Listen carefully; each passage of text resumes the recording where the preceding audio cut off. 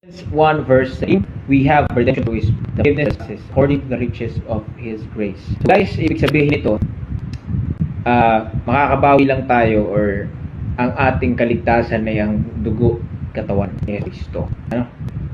Yung yun natin sa kanya nag-last supper at pagtuwing misa, blood and body, yun yung ating redemption.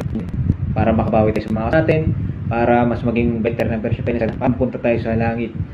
Kailangan nating mabuhay, magpatuloy, at maglingkod ayon sa kanyang dugo, ayon sa kanyang buhay, ayon sa kanyang katawan.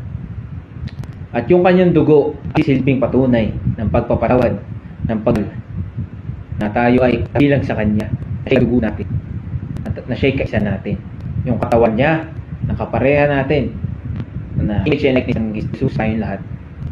Doon ang portrayal ng kanyang katawan ay tayo ay nilikha sa image and likeness ng Panginoon, ng Diyos. At yung kanyang ay patunay na dumadaloy sa ating mga puso, mga isipan, sa ating pagkatao, si Jesus. Parte ng ating buhay, pagkatawan. Nasa puso natin siya. Na yun yung kapatawaran.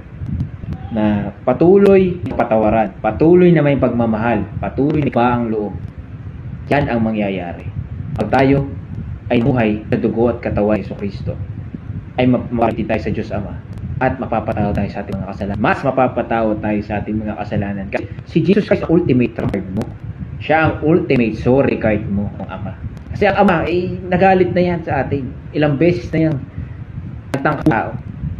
Dahil nga sa kasalanan natin, sa ating kamangmangan sa mundo, sa ating kahinaan, sa temptations.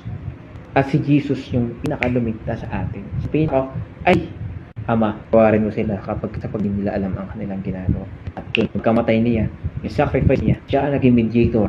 His blood, His body. Yun ang pinaka-nagsalba sa atin. At kailangan natin na mamuhay ayon doon sa salita niya, sa katawan, sa dugo niya. Kung ano yung pangatinong gawin natin, mamuhay tayo doon. At doon mapatawad tayo ng ating Panginoon sa ating mga kasalanan. At through His grace, sa kanyang banal na presensya, sa kanyang banal na pagkatao, na hindi niya tayo matiis, mahal niya tayo, gusto niyang consistently na i-pursue tayo. Mga anak, ayusin mo ang sarili mo, anak. May pag-asa ka pa, anak. Gising ka pa bukas para baguhin ang sarili mo, ayusin ang sarili mo, paging first sa sarili mo.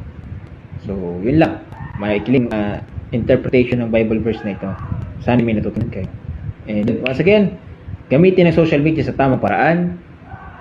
Mas hikayatin ng iba na makilala si Kristo at pabalikin sila sa maayos na, lalo na yung mga naliligaw na landas, yung naliligaw na kaluluwa.